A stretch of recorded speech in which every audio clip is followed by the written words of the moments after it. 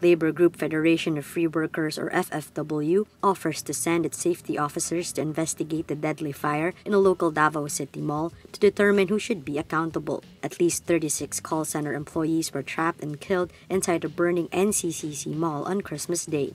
FFW is one of the country's labor groups calling for heads to roll over the preventable deaths, saying it is just one example of government negligence in maintaining safety standards in the workplace. Labor Welfare Group Institute for Occupational Health and Safety Development also joins the calls for an immediate investigation into the incident. Labor Secretary Silvestre Bello is urged to properly evaluate the performance of all DOLE inspectors in Davao City. The labor groups say the inspectors should have known that the mall didn't follow fire safety requirements if they conducted proper inspections. FFW says occupational safety in health and workplaces is part of Article 128 of the Labor Code. The Davao tragedy is the latest of the horrific fire tragedies that the country suffered in recent years. In 2015, a huge fire in Kentex Manufacturing Incorporated in Valenzuela City killed up to 71 workers. In February 2017, a huge fire at the House Technology Industries inside the Cavite Export Processing Zone also left many workers injured, while many were still reportedly unaccounted for.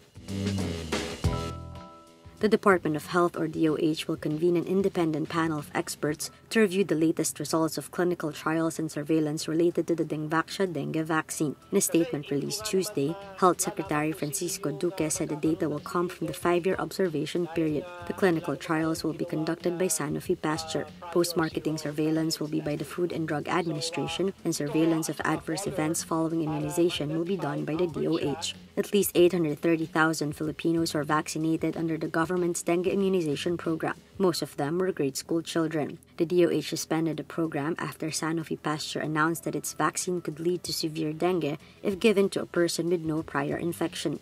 The Justice Department is also set to conduct its own probe into the matter. The 3.5 billion peso dengue vaccine purchase was made during the Aquino administration. Former President Benigno Aquino III, ex-Health Secretary Janet Garin faced graft charges over the controversial purchase.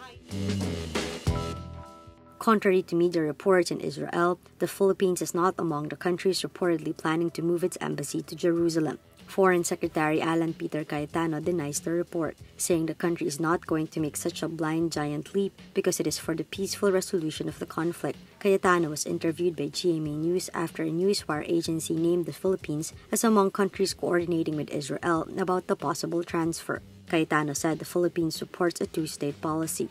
Israelis see the whole of the city as their undivided capital, while the Palestinians view the east as the capital of their future state. The development comes weeks after U.S. President Donald Trump announced that the U.S. is recognizing Jerusalem as Israel's capital. Trump's decision was rejected by 2/3 of United Nations member states, reaffirming the status of Jerusalem must be resolved through negotiations. The Philippines is among 35 countries that abstained in the vote. Cayetano says it is important that the country is friends to all and enemies to none. Majority of the 10 million Filipinos working abroad are in the Middle East. No country has an embassy in Jerusalem, and most are based in the Israeli commercial capital, Tel Aviv.